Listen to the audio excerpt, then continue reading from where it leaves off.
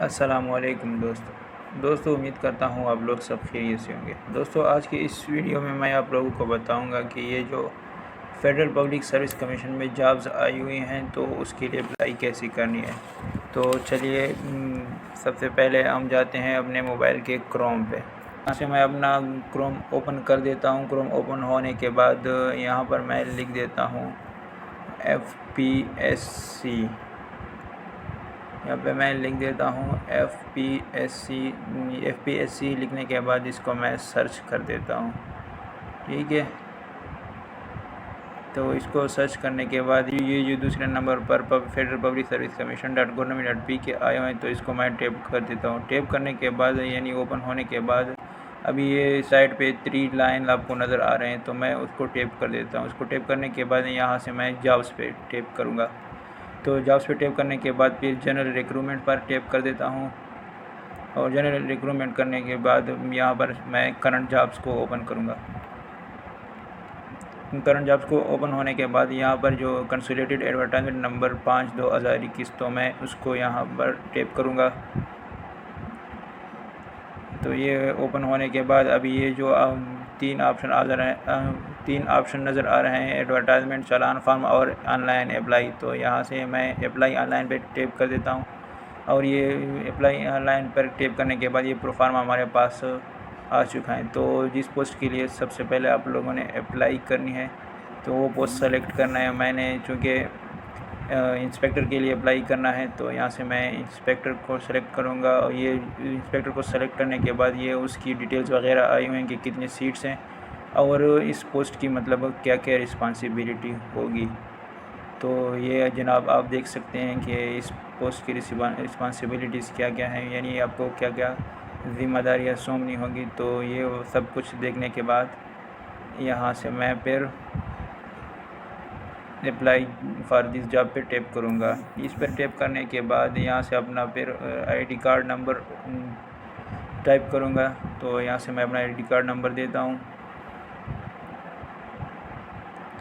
और फिर उसके बाद date of deposit, fee deposit in the bank, यानी जिस दिन आपने बैंक में चालान जमा किया हो। तो यहाँ से मैं ये 6/7/2021 को मैंने जमा किया तो मैं वो सेलेक्ट करूँगा और कितने पैसे जमा किए हैं तो मैं वो भी सेलेक्ट कर देता हूँ।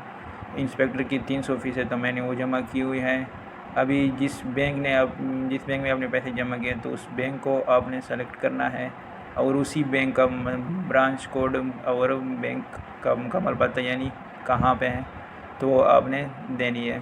तो यहाँ से मैं 0426 मेन ब्रांच लकी मरवत, क्योंकि मैंने लकी मरवत में जमा किए हुए हैं तो मैं वो टाइप करूँगा। ये सब करने के बाद अभी बैंक लोकेशन, तो बैंक लोकेशन चूँकि लकी मरवत में है तो मैं वो लकी मरवत सेलेक्ट करूँगा।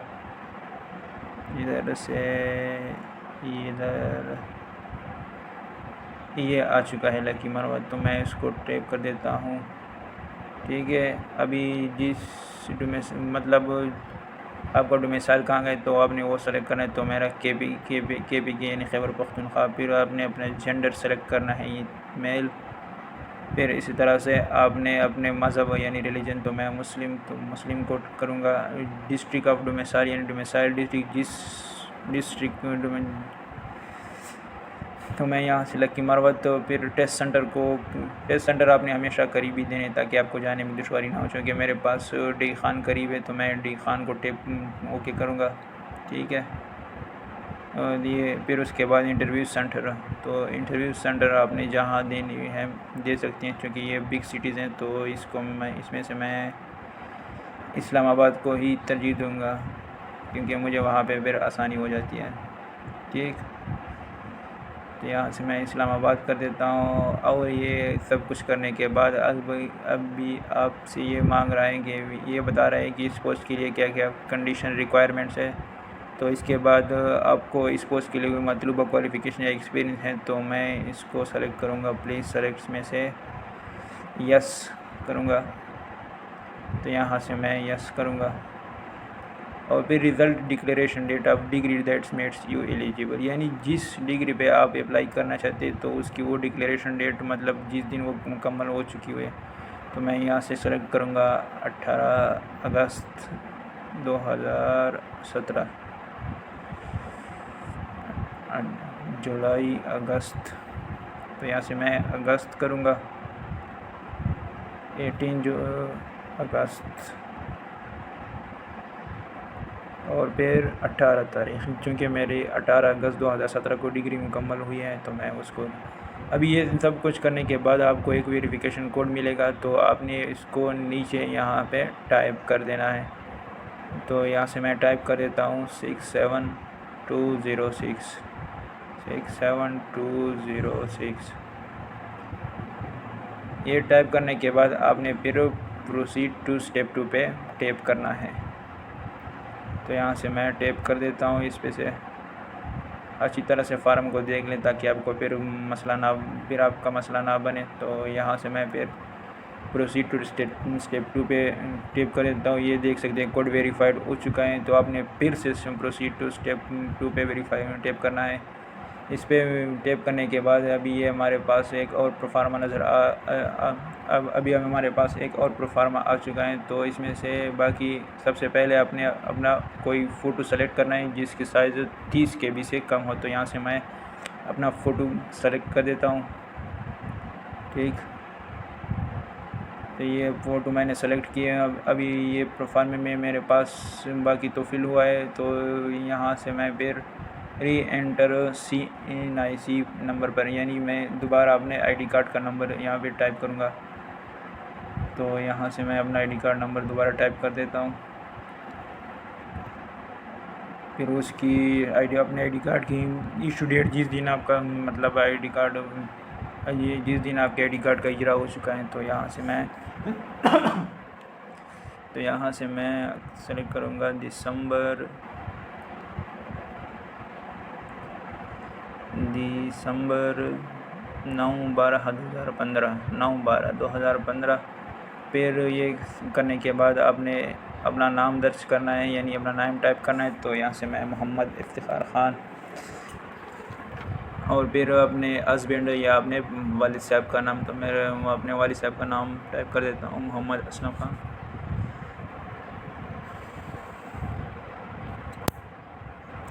ये करने के बाद आपने अपना तारीख़ पैदाइश यानी बर्थ डेट तो वो आपने सेलेक्ट करनी है 9/11/97, 9 नवंबर। ठीक, फिर उसके बाद नॉट क्लेम्ड एज, तो मैंने मतलब मेरी उम्र ज़्यादा नहीं है, तो ये मैं नहीं करूँगा। अभी आपने एड्रेस का पता देना है जिस पे आपको वो लिफाफा भेज सके, मतलब डाक भेज सकें। तो मैं अपना एड्रेस दे देता हूँ।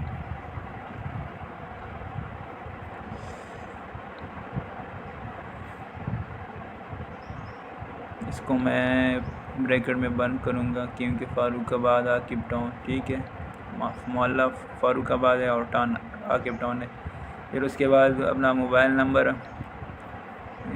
इसको अच्छी तरह फार्म को अच्छी तरह से देख ले ताकि आपका फिर मसला ना बने।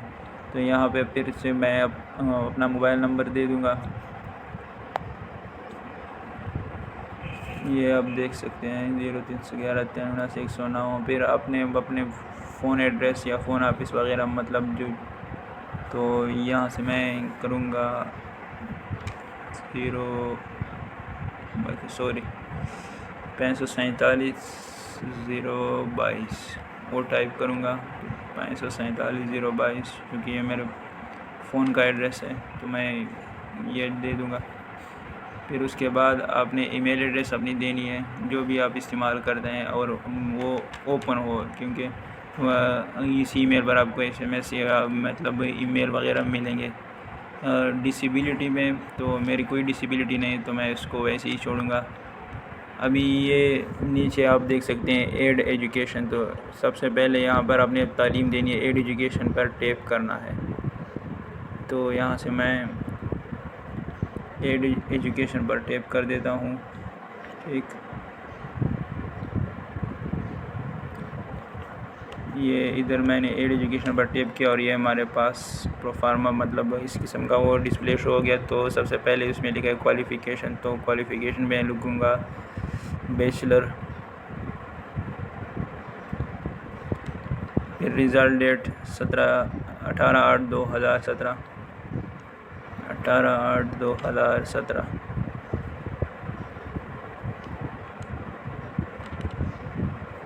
ठीक। फिर उसके बाद जिस यूनिवर्सिटी या बोर्ड से वगैरह से आपने बैचलर डिग्री हासिल की है तो वो टाइप कर देना है। तो मेरी वो है बनू यूनिवर्सिटी से है, तो मैं यहाँ पे लिख दी। तो इधर अच्छा नीचे ग्रेड पे गलती से टैप हो गया, तो खैर है, कोई कुछ नहीं होता। इधर मैं अपना लिख देता हूँ बोर्ड यूनिवर्सिटी, तो यहाँ पे मैं लिख देता हूँ university of science and technology बनू।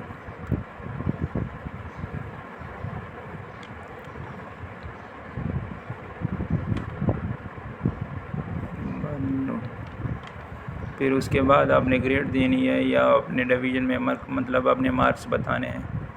तो ग्रेड मेरा पहले से सेलेक्ट हो गया बी, तो इसको मैं ग्रेड में करूँगा बी। फिर उसके बाद ये आप अगर आपका रिज़ल्ट जीपीए में है तो जीपीए में भी दे सकते हैं। फिर उसके बाद हमारे पास आता है क्या है, थोड़ा मैं उसको साइड पे कर देता हूँ, छोटा कर दे ताकि मुझे साफ नज़र आ जाए। इधर लेकर है मेजर सब्जेक्ट, तो मेजर सब्जेक्ट बी बैचलर में मेरे थे मैथ्स, फिज़िक्स और स्टैटिस्टिक। फिज़िक्स और सॉरी कि पैड गलती से टाइप हो गया, तो इसको मैं फिर से इंग्लिश में करूँगा फिज़िक्स, मैथ्स एंड स्टैटिस्टिक।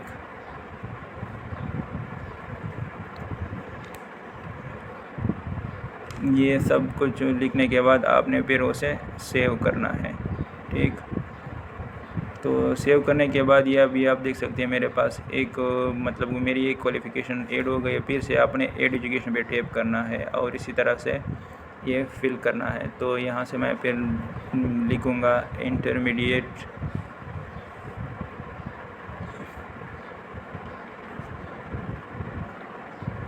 और फिर उसका रिज़ल्ट मतलब जिस दिन ये मेरे इंटरमीडिएट मुकम्मल हो चुके हैं तो मैं उसको करूँगा। तो ये हो चुके हैं 4/8/2015 को।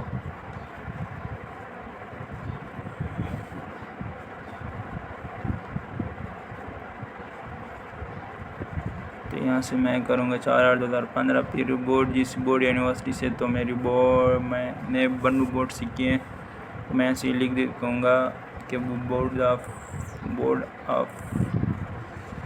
Intermediate and secondary education Bannu, board of intermediate and secondary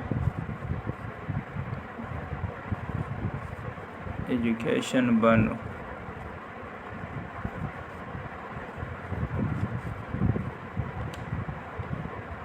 फिर इसी तरह से आपने ग्रेडिंग करनी है, मतलब अपने मार्क्स ग्रेड में आप जैसे गए, तो यहाँ से मैं बी कर देता हूँ, मेरा बी ग्रेड है।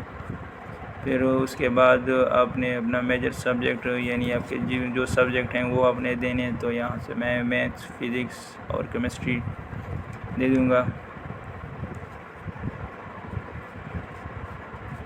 इसी तरह से फिर आपने सेव करना है। तो यहाँ से मैंने सेलेक्ट ग्रेड डिवीज़न, अच्छा तो वो ब्लैक जो डॉट है उसको मैंने फिल नहीं किया, तो वो फिर से सेव कर देता हूँ।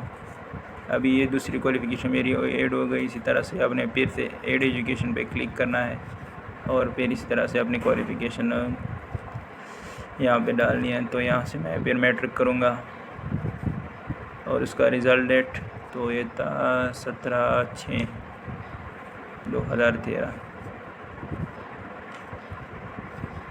17/6/2013। फिर इसी तरह से मैंने ये भी बनू बोर्ड से हासिल किए हैं, तो इसको यहाँ पे मैं लिखूँगा board of intermediate and secondary education बनू और इसी तरह से ग्रेड का वो फिल करूँगा। तो यहाँ पे मेरा ए ग्रेड है। तो इसके बाद फिर से आपने मेजर सब्जेक्ट बताने हैं। तो मैट्रिक में मेरे थे physics, maths, chemistry and biology. तो इसको आपने फिर से सेव करना है। ठीक, ये अब देख सकते हैं। तो यहाँ से मैं सेव पे क्लिक कर देता हूँ और सेव पे क्लिक करने के बाद अब ये आप लोग अपने परफॉर्मा को गौर से पढ़िए कि इसमें कोई गलती तो नहीं है। फिर उसके बाद आप लोगों ने इसको सबमिट करना है। तो यहाँ से मैं सबमिट पे क्लिक कर देता हूँ। ये आप देख सकते हैं प्लीज़ वेट। अभी हमारे पास एक लिंक आ चुका है, तो इसको मैंने टैप करना है। ये जो ब्लैक कलर में हमारे पास नज़र आ रहा है, तो इसको मैं टैप कर देता हूँ। इसको टैप करने के बाद ये आप देख सकते हैं मेरा मतलब जो फॉर्म मैंने फिल किया है ये हमारे पास शो हो चुका है कि ये आपका प्रोफार्मा है। तो इसको आपने सेव करने कैसे करना है, ये राइट साइड पे आपको ग्रीन और वाइट में PDF मतलब लिखा नज़र आ रहा है, तो इसको आपने टैप करना है ताकि आपके पास अपना प्रोफार्मा वगैरह सेव हो सके। ये अभी मैं इसको चेक कर देता हूँ, तो इसको मैं सेव कर देता हूँ। अभी ये इसको सेव कर इस पर टैप करने के बाद यहाँ पे मेरे पास सेव का ऑप्शन नज़र आया, तो मैंने उसको सेव कर लिया। अभी आप देख सकते हैं, इसको अच्छी तरह से गौर से पढ़ें कि इसमें गलती तो नहीं है। अगर गलती है तो ठीक कर सकते हैं, क्योंकि फिर ये प्रोफार्मा फिल करने के बाद अभी आपने बैंक में अपना चालान फॉर्म जमा करना है। तो ये सब कुछ करने के बाद बैंक आपसे 2 चालान मतलब 2 रसीदें खुद लेगा और 2 आपको देगा। तो ये जो 2 आपको मिली होंगी ये आपको टेस्ट के दिन ले जाना पड़ेगा, आपने उसको भिजवानी नहीं है, ठीक है। अगर आपको मेरी वीडियो पसंद आई तो वीडियो को लाइक करें, शेयर करें और हाँ चैनल को सब्सक्राइब करना ना भूलें। शुक्रिया।